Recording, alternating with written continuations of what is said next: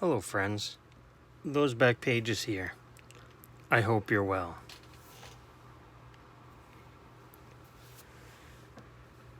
Lately in the community, I've seen a lot of negative stuff. I can understand it to an extent, but there just seems to be a lot of piling on and ooh yeah, rah-rahs. I must reiterate to think for yourself. Collect what you love. Love what you collect. Do not let anyone shame you or put you down for what you spend your money on.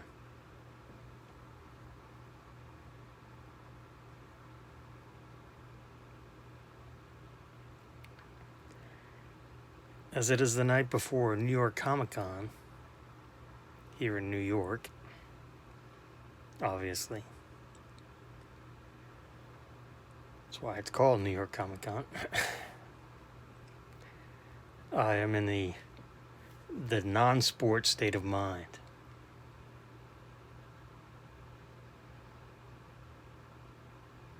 You see G.I. Joe #1 there. An issue I never had as a kid. Wanted it, but never did get one. You better damn well believe I bought one as an adult. Bought that last year. Shortly after the show, the New York Comic Con last year.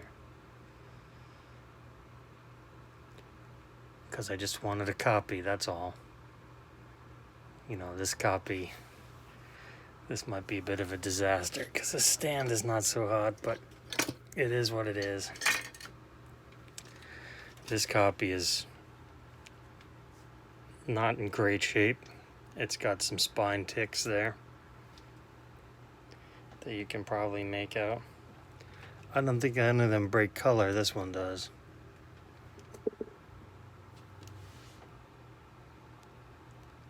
But again, so what? This is G.I. Joe #1. I think I paid about $10 or $12 for it. And got it in, and I put it in this fancy Mylite, it's called. It's like a Mylar comic bag. Taped up with some blue tape. Feels really crisp. Looks really good. Presents well. So if I can find some, I don't want to use the term beaters, because that's not right. How about affordable copies? Copies that you're proud to pick up and put in one of these fancy storage units here. Just real crisp. I can't read. They're expensive, these Mylites. I don't remember what they cost, but they're not cheap. But they are pretty much crystal clear. So another thing I had in my mind is about what you see there on the left. Pokemon.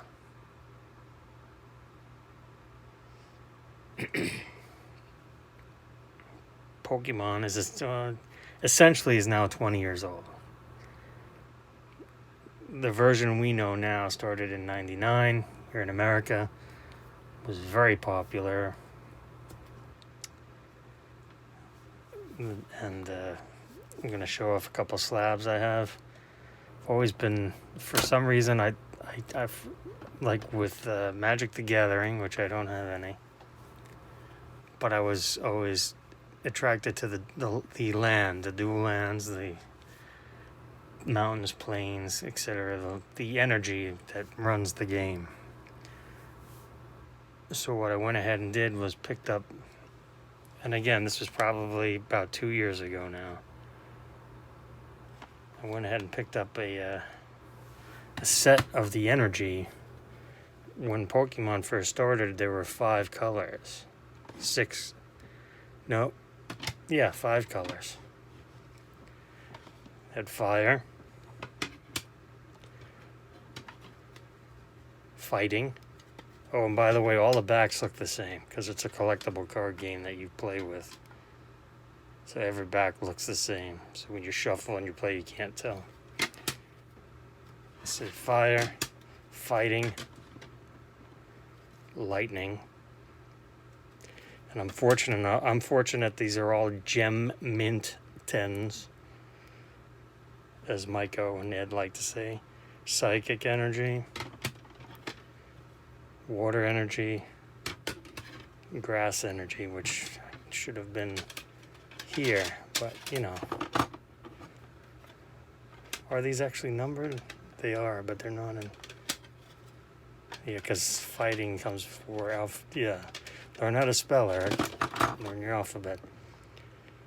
So you have those, and then you had one more color, which was the colorless energy, the double.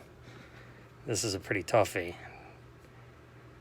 The seller sent this to me in a perfect fit sleeve, which I never did remove. But it looks great. It's very vital in the game for when you're playing the game. You know, I'm not here to give you a tutorial on the game. Do check it out. Speaking of which, if you do have kids that are in the Pokemon, the absolute best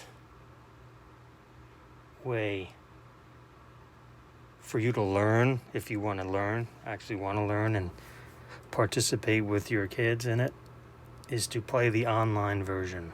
It's free. Each booster pack that you see when you go to Target and Walmart, you know, just this is already open, but it comes with I forgot that was in there. It comes with a variety of Pokemon cards, but the important thing is, and it tells you right here on the back, contains a code card for 1 bonus online booster pack, which looks like this. Now, don't get excited, this was already used. So what you do is you get this in the pack.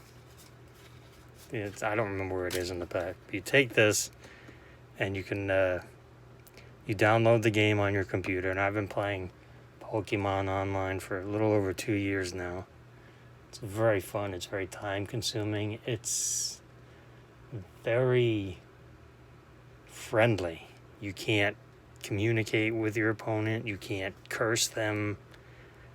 You know, you don't know if you're playing against someone who's 8 or 58 or 20. You have no idea. I mean, you can guess by their username, but that's about it. So you take this and you open up your app. It's an app essentially on the computer, and each one of these, again, this code is no good, so don't get all excited, but you can plug this in, or better yet, you can use your computer's camera and you can scan this QR code right on the app like that, and boom, it's already loaded in. And you've got a pack that's not the same as the cards that were in the physical pack, but an online pack that works the same, that uses the cards to play the game. It's brilliant. It really is addictive, and you know, it's a great way to learn to play with, you know, to interact with your children if they're into it. And it is a great way to introduce collecting for someone that might not be interested or might develop it. You never know. So, like I said, Pokemon started in 1999. They had like I showed, the first editions, which have this little, I don't know if the camera will pick it up, but it says first edition right there. And each of them have that on it. So when they made the second, when they made subsequent sets and printings, that they removed that, and that adds to the collectability of it. So of course, if you've seen Filmington's channel, or if you saw his Beyond Cardboard with baseball collector Mike, that's his white whale, is the Charizard. Essentially, this card, don't worry, this is not the first edition. This is the third edition by definition. So they made the first edition, and it had I think the stamp is down here. So I don't remember exactly. I've never owned one. And even in quote unquote crappy grade, they're quite costly. But so they made the game was a smashing success, and they put that out. And then they made, well, this is smashing success, we got to make regular 1999 Pokemon packs. The kids can't get enough. So then the second printing of the Charizard, they made a mistake. Now it's called Shadowless. Now, it took me a while to learn this, but it's real easy. Now, when you look at a Shadowless Charizard, it looks the same as this one, the same as the first edition. It doesn't have the stamp. And the difference between the Shadowless and this one, the second edition and the third edition, is they messed up the printing. Like if you pointer out here, if you're looking, let me look in the camera so you see this looks like a box, and there's a shadow under it. The shadow is missing here. So when they went back to printing after the first edition, they said, "Oops, we made an error," and they made it without the shadow here. I don't think it's over here either, but it's definitely not over here. And that too is on now. Even back when I was getting these, it was a costly card. Because even this one in a 9 was like, at the time, and again, this is like 2+ years ago now, so I haven't looked at them, but this was in the $90 range. So it wasn't cheap. This is a same card. This is a PSA 6 version. It's very, I don't know if I can show it off in the, it's very prone to scratching. This hollow is very fragile, and the nature of playing the game, shuffling the cards, opening the packs rough, this all got, I don't know if I can catch the right. It's kind of like a really line going directly across.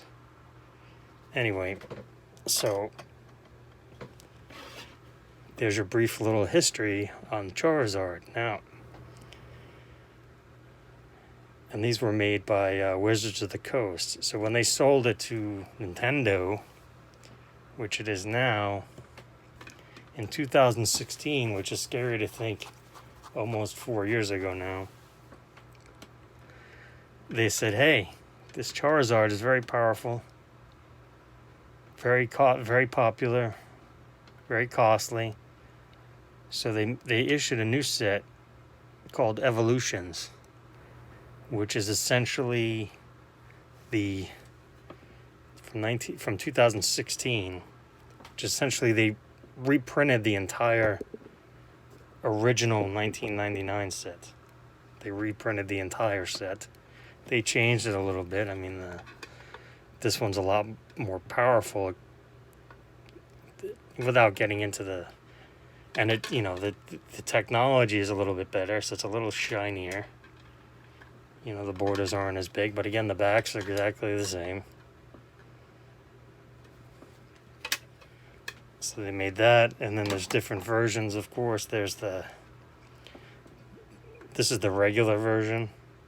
This is a rare. They only come with the holographs. This is the reverse holo, where they invert like you can see the main photo is not shiny, but the outside is shiny. So they made different versions of that, of course, because, gimmicks. And then I have, I don't even know where this is from, but I just thought this was a cool one, so I picked it up. And then, of course, there's another version from 2000. They've been putting out sets pretty regularly since 1999. This is a Pokemon Rocket set, first edition. Dark Chameleon. Not Chameleon. Charmeleon, which is essentially, and this is Charmander, which is essentially baby Charizard. And then he grows up and becomes regular Charizard. But I went ahead and picked these up, added them to the collection. I mean, again, the backs are the same. So there's a little brief history on Pokemon. If your kids have shown interest in it and they actually play it and you want to learn, do the online thing. It's free, like I said. And truth be told, it's a lot easier because it's not messy. The game involves flipping coins and placing cards on the table and all that stuff. It can get a bit messy. Now, just showing off a couple comics now. Again, these are all raw comics. Like cards, there's no wrong way to collect. But these are just some of the comics that I grew up with. Let's see. Some of you might remember the New Mutants. We all thought that was going to be a big hit. I remember having this, not this particular copy, but I had this issue in my room, my grandparents' house, in a Mylar, pinned up to the pin-up board, thinking, I'd retire on that someday. Then, one of the early comics I remember, let's see, try to put these in some kind of numerical order, Eric. Well, we'll do this first. This was a comic that when I saw it on the newsstand, I think I saw this I feel like I saw this on the newsstand, and it scared the shit out of me. This is the New Mutants 19. This is Bill Sienkiewicz, who I'll see tomorrow at Comic-Con. And when I met him a couple years ago, I said, New Mutants 19 scared the shit out of me. I was 13 when it came out. And he got a good chuckle out of that. So of course I had to. It was only a couple bucks. I had to pick that up. Then of course, who didn't love Spider-Man back in the day? Everybody loved Spider-Man back. Some still do, some more than others. But I remember when this issue came out, and we were gonna all be rich. And this Charles Vest cover was amazing. And again, it's in a Gem Mint slab copy, it's about $100. It's not that big a deal. Another who didn't love X-Men. This came out in 1985, and of course they let the presses roll, and this has no value, numeric. Assigned a numeric dollar and cents, but brings back great memories, and I had to add that to the collection. Next up is from 1984. Just an amazing, just an amazing series that was well ahead of its time. Secret Wars #1. This was another copy I had up in the pin board in the Mylar in my room. And I don't remember what these go for. I didn't look it up, but it brings good coin, probably about maybe low hundreds in a 9.8. But I mean, it's got pretty much the entire Marvel universe represented there. And then next up is this is a classic Mike Zeck cover. And then just shows the medium of comic books, and when this one came out, it was 75 cents, which in '84 wasn't cheap, but it wasn't expensive. Unfortunately, you know, most of the big two Marvel and DC books are like $4 or $5 a piece now. Even Image is creeping up, but it's just, you know, they are really pieces of art. They come out, you know, fairly regularly. Some of them can go up in value, but the medium is just so great. And this is a cover that, you know, when it came out, I remember it. It's always left an impression on me. So I had to pick up a copy, and it's Secret Wars number 10. I mean, just look at that. Look at this. This is one of the classic Mike Zeck covers. I just cannot recommend this enough. I mean, it looks nice on the camera here, but in person, it's just, look at Doctor Doom. He's just torn to shreds, still fighting. This is just a classic Doctor Doom cover. I'm really, really happy to have this. And again, these are the kind of books I would like to find at the show, at the convention this week. If I don't, that's fine. And these are not something I'm looking to pay up for. So, you know, if I can get these for, you know, $5, I'll buy it. You know, I think I'd buy any of these for $5. Well, let's see, no. G.I. Joe, yes. No. No. Yes. No. Yes and yes. So, yeah. That's just an amazing cover. Just so proud to have it in the collection. So I wanted to thank each and every one of you for making YouTube a great place. The community is growing. I've gotten a handful of emails in this past week with guys who are jumping back into the hobby. Some of them with children, some of them without children. And so yeah, I wanted to thank you. I really appreciate it. Remember that you matter. Share your knowledge. Keep learning, because we're always learning. Please remember, be kind.